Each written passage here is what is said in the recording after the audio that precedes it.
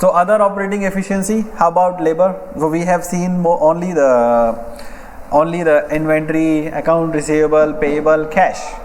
What other assets you have in your business? The biggest asset in your business is what? Your, not labor la. Labor is for daily wager. Your resources, human resources, right? Human capital. So human capital is the highest most valuable asset that any business has. So how you evaluate the efficiency? How efficiently you are using the human capital. That's why you have productivity.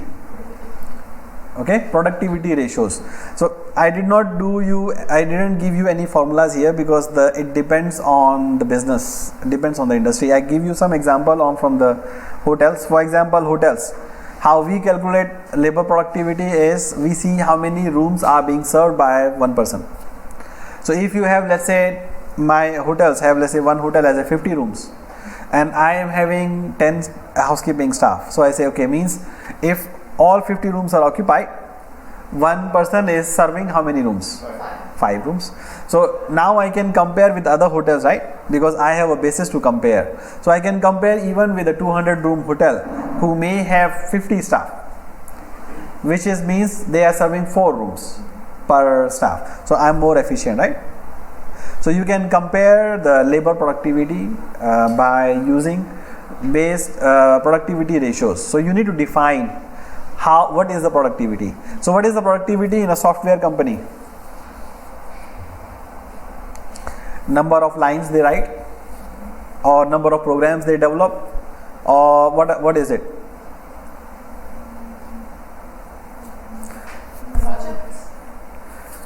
How many projects, how many software we are developing if it's a software outsourcing company. If it's a construction company, how many houses we make in a year, right? Or if it's a production company, then what is the production of each staff? But does it mean that every staff is the same? Managers are productive or not? Managers are the most non-productive peoples. Have you ever seen the manager cleaning the room, or have you ever seen manager working on the machines? No, right? But do you need managers? You still need them, correct? So if it's a small team, then the labor productivity overall will be very high, will be very low, because you have some staff which are not productive. Correct? You assume scenario. Let's say you have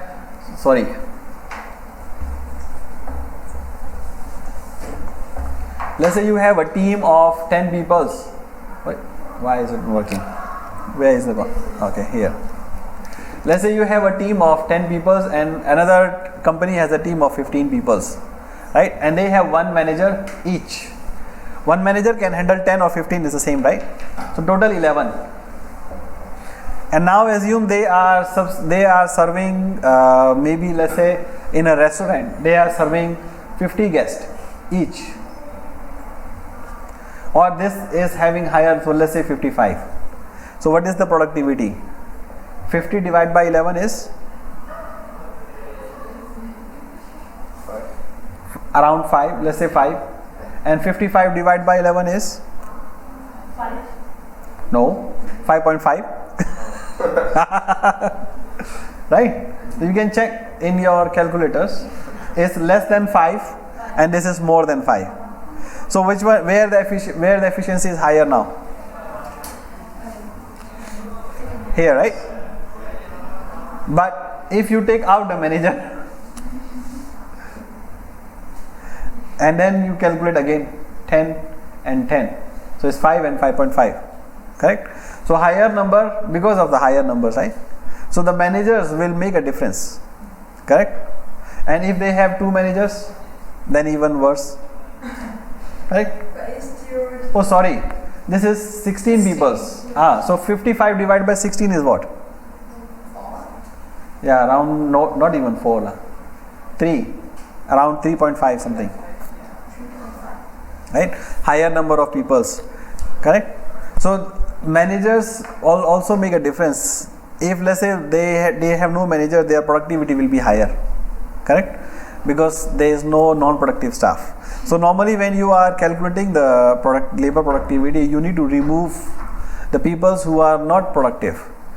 Not productive means they are not directly related to the production itself. They are supervisory managers, either supervisory roles or managerial roles. So you need to take them out first, and then you calculate the labor. Labor productivity is for the blue collar employees, not for the white collar employees. How do you identify the productivity of directors, let's say, who senior level? Well, then there is no measure for that. It's very difficult to say, right? How many decisions you make, you cannot do that. If there is no decision, means no decision. How many meetings you make? No. What is the job of directors? Meetings. So then you can measure the productivity by how many hours of meeting they do, right? But in that case, then you just continue to do the meeting to seem productive. Right? But that's not the idea, right? That's not what is ideal. So you cannot measure the productivity of directors. So basically, like the productivity is only measures on ground levels. Only ground level staff, which are directly involved in production, not for the managerial or supervisory roles. It is not for them. Then normally what we do is we see the revenue generated by them, or how many projects normally they are handling. So the labor productivity for director level or managerial level is very subjective, highly subjective. You can't really do the productivity for them. Okay. Intangible assets. Now we are coming to the another productivity. What are intangible assets? Patent, trademarks. So how do you define the efficiency on those investment? If you are buying a patent, let's say you register a patent and you spend $10,000, how will you see what is the return on the investment, or what is it efficient or not efficient? Do you have to do patents? Yes. Why? To protect your own company, right? Your future interest. Otherwise, if you are not controlling you are not protecting your future interest, somebody may steal your idea. So this 10,000 worth of money that you spend on registering the patent is still useful, right? You cannot determine the return on its investment because it's necessary. Similar ways goes for the assets which are necessary to protect. For example, like life insurance. Do you have any investment on life insurance? You are not getting anything, right? Because life is immeasurable. You cannot say, okay, I need 10% return on my life. Right? So not every asset is productive. Some assets are mandatory. If government asks you to do a fire alarm system, this investment is mandatory to run the business, but this investment will not generate any return for you, right? Correct?